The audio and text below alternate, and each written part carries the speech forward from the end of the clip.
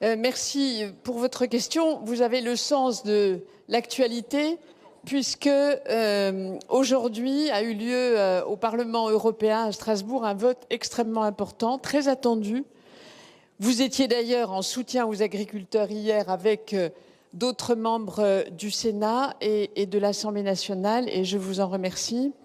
Ça fait des mois qu'avec mes collègues, Benjamin Haddad notamment, nous sillonnons les capitales européennes pour convaincre les pays membres de l'Union européenne de ne pas accepter l'accord du Mercosur tel que Ursula von der Leyen l'avait paraphé à Montevideo il y a un an.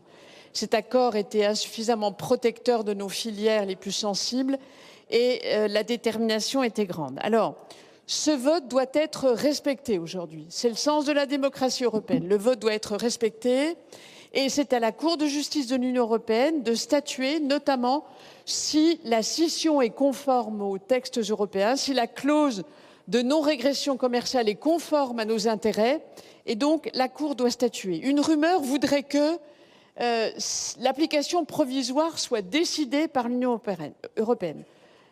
Parce que je rappelle que le caractère suspensif porte sur la ratification.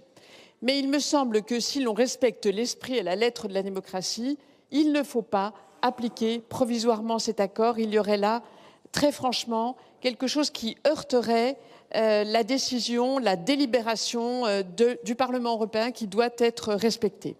De surcroît, cela donnerait davantage de temps pour travailler à ce que doivent être de bons accords de libre-échange. De bons accords de libre-échange, ce sont ceux qui présentent une clause de sauvegarde, autrement dit un frein d'urgence, activable en cas de déséquilibre de marché, une réciprocité des normes et des contrôles plus aboutis. Il n'y a aucune raison d'urgence qui justifierait l'application provisoire de l'accord. Ça fait un quart de siècle qu'on en parle. Franchement, l'urgence de ce point de vue-là n'est pas à démontrer. Donc voilà, sur la question de la surtransposition, vous savez ce que j'en pense, Madame la sénatrice, je me suis souvent exprimée à ce sujet.